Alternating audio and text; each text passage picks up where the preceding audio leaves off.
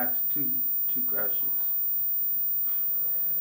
In an ideal situation, how would you may have answered it already, but just to clarify, in an ideal situation, how would you say would be best for the unions or whomever is the government, whether it's PLP, OBA, or whoever may form the next government?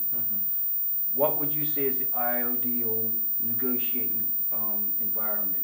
Not the physical environment, but how the conversation between the two parties. Well, let's start honestly. Let's not start on the one pretense, and then we find that things are draining at a later date. Let's do interest-based bargaining. Whereas we understand there's not going to be a lot of gains for the workers in this particular environment. We understand that you have financial problems, but how can we work as a collective to do what's best for the majority? And that's not what we find is happening. If I have an idea in terms of what I want to do in my head and I'm the government, I shouldn't just be fixated on carrying out the policies that lead me to what I believe in my mind to be correct. But let's have a proper brainstorming session where we can say, okay, is there other avenues to achieving the same goal? And there are other avenues in the best interest of the workers or not, and let's work together. That's how we need to negotiate. We need to negotiate with knowing what is the end in view at first, not in the middle of negotiations like the goalpost continuously keeps moving. We can't continuously negotiate like that, and we can't negotiate in bad faith, where you were seemingly at a table trying to do one thing, and you're trying to achieve another objective through that process. All right. Second question: there are people who are influential persons who are seemingly advocating that Bermuda takes up the Caymanian model, where we have this mass importation of workers. So that increases demand for groceries, vehicles, all consumable items, housing, so on and so forth. My question that I always ask some of these persons is, well, what industry are we going to get 5 to 10,000 more people working in? So my question to you is, taking the outside the box as a union leader, where do you see potential for growth for, quote unquote, a third pillar of our economy in Bermuda, or do you see potential for growth for that? I wish I had the answer to that question. That's a question that we've been struggling with for decades now. Where is the third pillar of growth? We've seen international business grow and contract. We've seen tourism grow and contract, and both are now on the decline in terms of employment. Where is the growth going to come from? The only thing you can say is if we get more hotels here, that would naturally lead to more employment, but that would still be a pillar within the tourism industry and not be a third pillar amongst itself. Where are we going to get that from? I think it's always an opportunity with telecommunications if we can grow that particular industry and try to be some type of new Silicon Valley. But I struggle with that based on our geographical location and based on our isolation. I do struggle with what will be a third pillar. All right, let's take it a little bit out of, not so much out of the economic realm, but as a union leader, when you look at persons such as Dr. Barbara Bowl, Brother Eugene Blakeney, Brother Otterwell Simmons, Brother Kenyatta Young, just passed, and you see how society, not necessarily society, but the media or the powers that be when they were in their prime, tried to denigrate them, run them down, give them a hard time.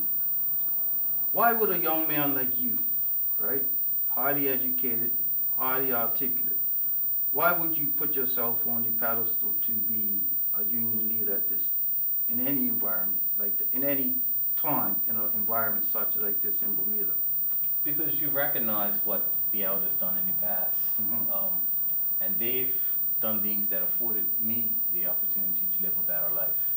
And should you sit back and take that for granted, me stepping forward as a leader is not taking that for granted. Me stepping forward as a leader is saying I want to continue on working hard for people, and that's what we do, you know. All we're doing is working hard on behalf of other people. This is not no self-serving job. This not no glorified position. This is a position where you have to work hard on behalf of people who sometimes are not even happy with the work that you're doing on their behalf. But you continuously strive on because you believe that you're doing something for the greater good. And I think that's what keeps me motivated. When I walk the street and person say, thank you, Mr. Hayward, for all that you're doing, or keep up doing the good work. There's little things matter in this particular arena. I could less, Chris, what the persons have to say about me or the media. I know who I am. I believe that I was called by God to do this, and as a result, I will move forward doing what I believe to be right. Because, you know, there's going to be those who, even in your peer group or even above, will say, but Jason, you're educated. You could go get a job down at IB. Well, maybe not now, but you could have been in IB. You could have been making 250, 300 grand, you know, just let people fight out their own battles. What would you say to that person in a nutshell? And then I say, think about it, say, if not me, who else? If I'm not going to speak up, why have to rely on the next person to speak up?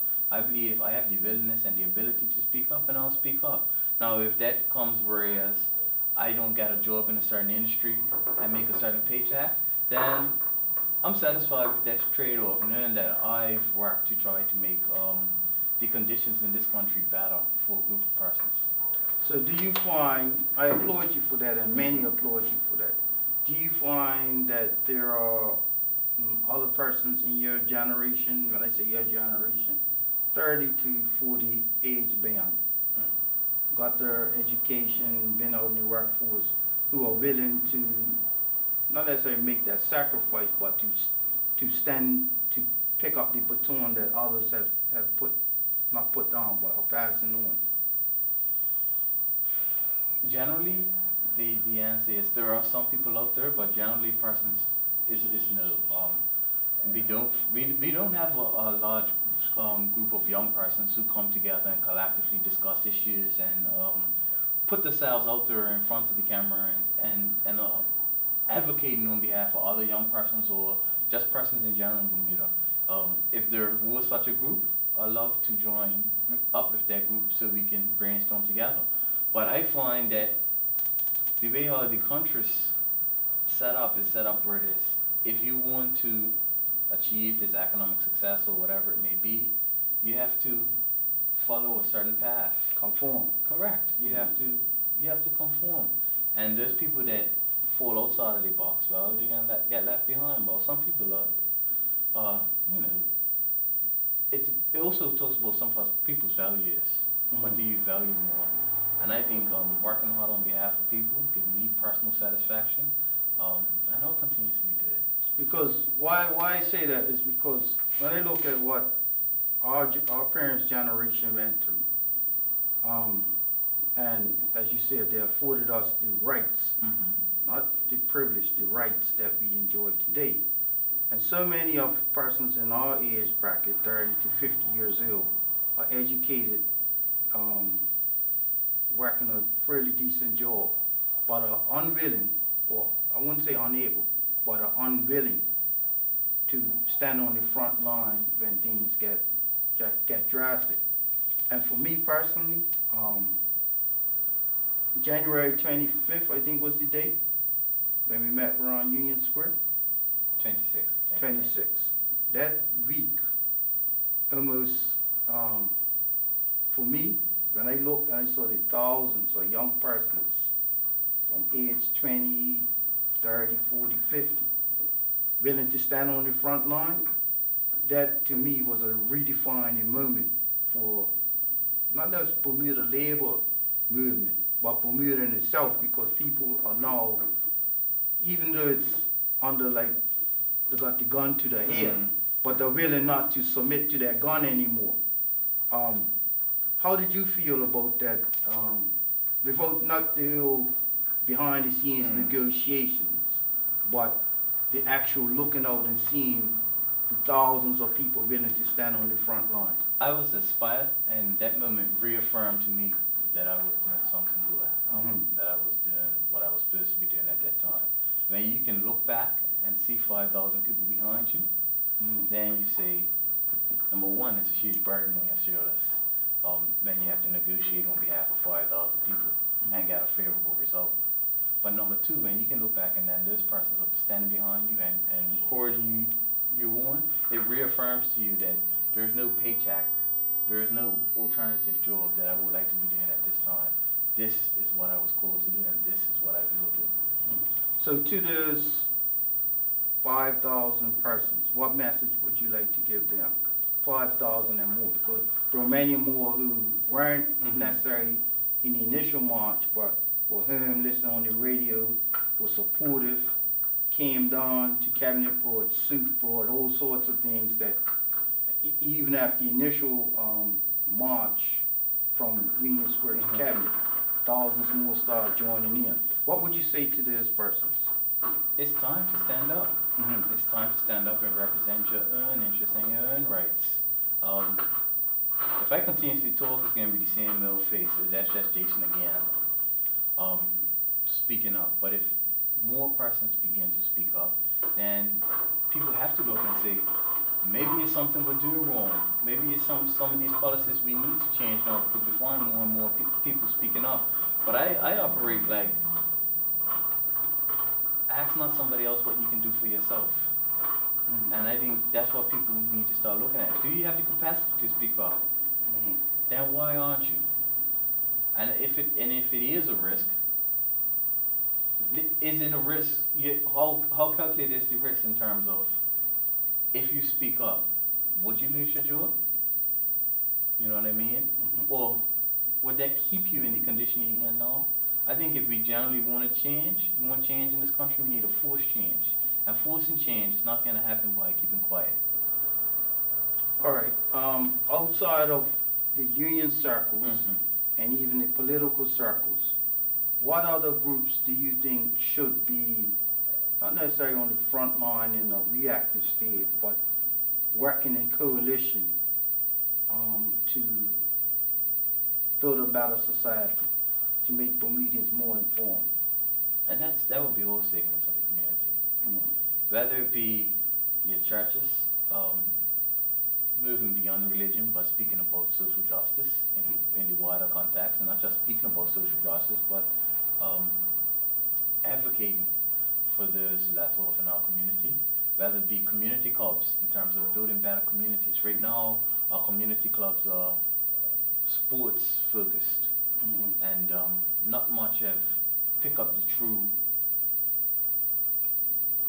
essence of being a community club and what that institution can do for a community in terms of social and economic involvement for just the small members who are part of those clubs. Outside of that, the schools have a role to play in terms of changing the mind frame of our children. Teaching a curriculum that has been taught for so long only knows people to live within the societal box that we find ourselves in now. So I think a lot of institutions have a role to play. We need to have better social dialogue amongst the community. Right now, the social dialogue is based on blogging or Facebooking, and it's more adversarial than persons working together to find solutions. So I think we need to have greater social dialogue, and that's to start within the homes. Then you move to the churches and the community clubs, and then we have to encourage our children to get engaged in social dialogue within schools. All right, so I'm going to wrap it up here. If you, well, I shouldn't say if you have a moment now to speak, to address the people of Bermuda, outside of just union activities. Tell the people of Bermuda what you think. What would be your message to the people of Bermuda?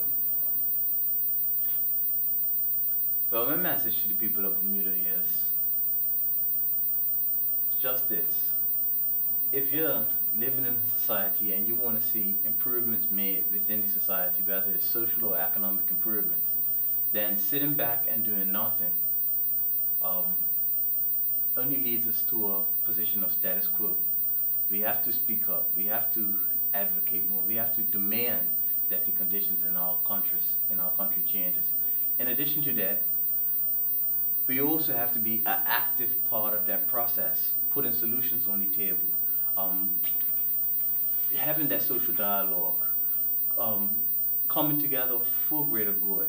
And I think if we can build that type of culture within our community, where it doesn't matter what your economic level, it doesn't matter what race you are, it doesn't matter what age group you belong to, if we can all come together and have conversations centered around issues, I think that we can come up with some solutions and make Bermuda a better place.